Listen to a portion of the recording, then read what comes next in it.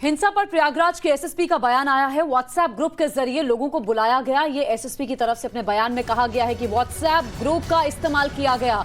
इससे पहले भी हमने देखा था जब कानपुर में हिंसा हुई थी, निजाम कुरैशी नाम का एक व्हाट्सएप ग्रुप चला रहा था शख्स, समाजवादी पार्टी का नेता था। और अब देखिए यहां से भी यही खबर आ रही है, प्रयागराज में जो हिंसा हुई है उसमें भी पूरी जो रणनीति बनाई गई, लोगों को जो एक जगह एकत्रित होने के लिए कहा गया, किस तरह क्या कदम उठाना है वो एक व्हाट्सएप के माध्यम से किया गया है। बिल्कुल, और ये व्हाट्सएप ग्रुप, इसमें भेजे जा रहे मैसेज लोगों को उकसाना, भड़काना, इन मैसेजेस के जरिए ये साफ कर देता है कि कल हुई हिंसा की घटनाएं किसी भी तरह से संयोग नहीं थी और पूरे देश भर में लोगों को भड़काया गया। प्रयागराज से तो इस बात की पुष्टि भी हो गई है। प्रयागराज में एसएसपी ने खुद इस बात की जानकारी दी है कि जिस शख्स को हिरासत में लिया गया उसके व्हाट्सएप में ग्रुप्स मिले हैं।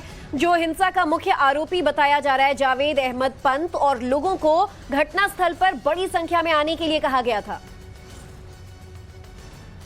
ये अभी तक जो मास्टरमाइंड सामने आया है उसका नाम जावेद अहमद उर्फ जावेद पंप ये आदमी है। इसके अलावा और भी सारे मास्टरमाइंड हो सकते हैं, उनकी पूछताछ की जा रही है, उनके बारे में जानकारी इकट्ठी की जा रही है।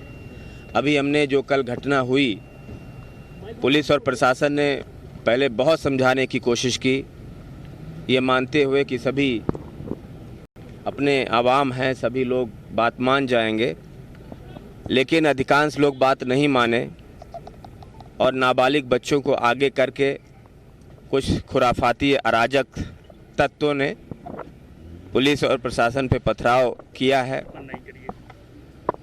और इस घटना को बेहद गंभीरता से लिया गया है।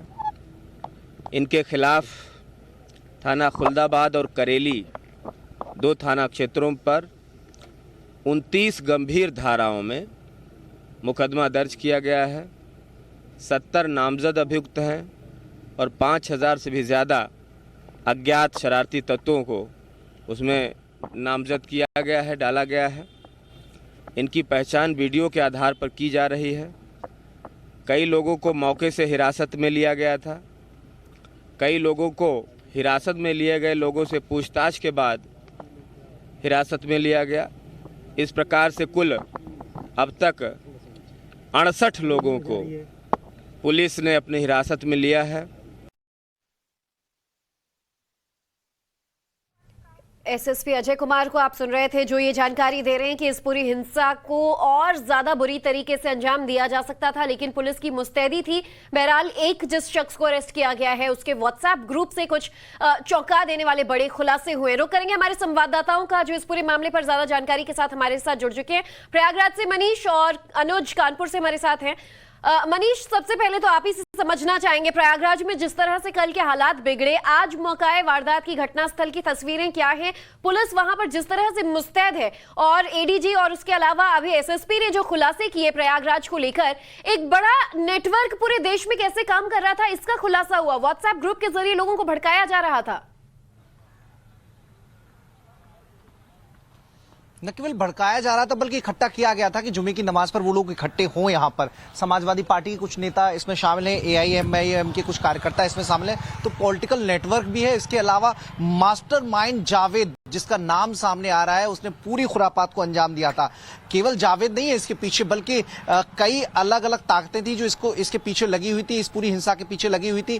ये वो इलाका है जहां से पत्थरबाजी की शुरुआत हुई थी। शौकत अली रोड, जो रोशन आरा मार्ग भी बोला जाता है, यहाँ पर आकर जो जुलूस लेकर जो लोग आए थे, जो बड़ी संख्या में यहाँ पर बलवाई इकट्ठे थे, उन्होंने सबसे पहले यहाँ पर पुलिस पर पथराव किया। आप देखिए बैरिकेटिंग पूरी इस इलाके की तरफ लगा दी गई है।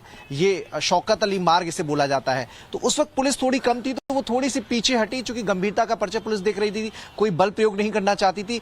उपद्रवकारियों ने पुलिस की कमजोरी को जानकर वहां पर पथराव करना शुरू किया, पुलिस को आगे तक खदेड़ दिया, जिसके बाद फिर पुलिस ने एक्शन लेते हुए उपद्रवियों पर हमला किया। देखिए गाड़ी आपको टूटी ही नजर आएंगी। ये सामने जो गाड़ियां खड़ी हैं ये उस कल की घटना की तस्दीक कर रही हैं, कैसे पत्थरबाजी हुई थी। सामने देखिए जो डाला जिसे बोलते हैं, जिसमें सामान रखने का काम किया जाता है, वो देखिए उसका शीशा टूटा हुआ है।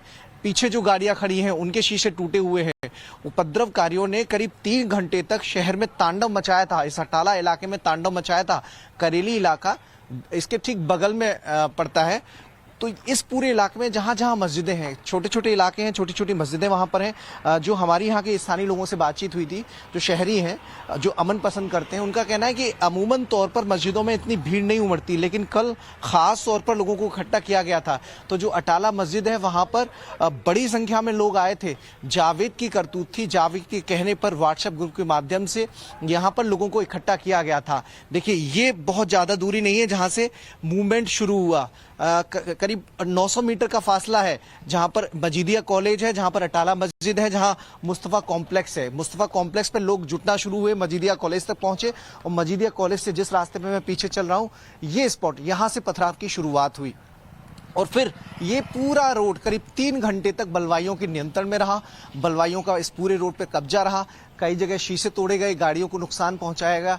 साहिन मंजिल है, मुस्तफा कॉम्प्लेक्स है, ये कई ऐसे इलाके हैं। अब पुलिस जांच इस मामले की कर रही है कि इसमें अतीक अहमद गैंग के लोगों का नाम तो नहीं है, क्योंकि करेली इलाके में अतीक अहमद की पकड़ मारी जाती है और करेली इलाका एकदम सटा हुआ है। तो जो लोग आए थे वो करेली के कुछ लोग थे, वो प्रयाग सिविल लाइंस के पार इलाके के कुछ लोग थे, गंगा पार इलाके के कुछ लोग थे, कौशाम्बी के भी कुछ लोग यहाँ पर पहुंचे थे। तो इतने सारे लोग कैसे और किसके कहने पर इकट्ठे हुए? क्या अकेला जावेद इस पूरी घटना का मास्टरमाइंड है, या फिर उसके साथ कुछ और लोग भी पैरेलल तरीके से काम कर रहे थे, उनको अलग अलग जिम्मा सौंपा गया था? तो ये नेटवर्क इनका खंगालने की कोशिश की जा रही है। इसके अलावा जैसे फंडिंग, कानपुर में जो घटना हुई उसकी फंडिंग कानपुर के कुछ सफेदपोश लोगों ने की थी। तो इस घटना में जावेद का सहयोग किसने किया, जावेद को पैसा किसने मुहैया कराया? पुलिस इस दिशा में भी काम कर रही है। कॉल डिटेल खंगाले जा रहे हैं। जावेद और उसके जो रिलेटिव्स हैं, उसके जो परिजन हैं, उनकी कॉल डिटेल खंगाले गए हैं। सुबह 4 बजे तक इस पूरे इलाके में जो बेहद सकरी गलियां हैं, वहां पर पुलिस की दबिश चलती रही है। वहां पुलिस लगातार एक्शन में दिखी है। 68 से ज्यादा लोगों को हिरासत में लिया गया है, उनसे पूछताछ की जा रही है।